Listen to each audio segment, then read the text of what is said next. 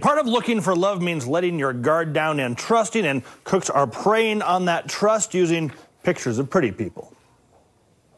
Take a look at these pictures. Each and every one was used a whole bunch of times in the past year to rip people off, according to the website Social Catfish. The victims, just people looking for love. We started talking, and he was so sweet. You may remember Diane, who I reported on last year, who met a man on a dating app. He socially engineered her into thinking that she was investing with him in cryptocurrency, but really he was stealing from her. I started throwing up. I was so sick to my stomach. I went into shock. As we began digging, we found Diane's story is far from unique. According to the Federal Trade Commission, a record $547 million was lost to romance scammers in 2021.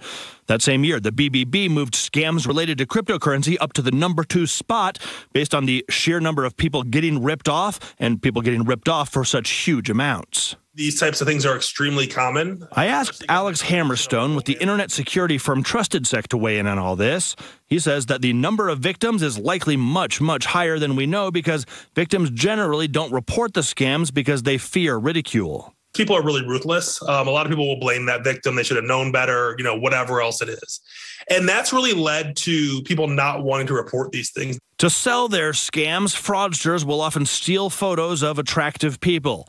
Social Catfish analyzed reverse image search data to compile this grouping of photos that the company says are being used all the time in romance scams.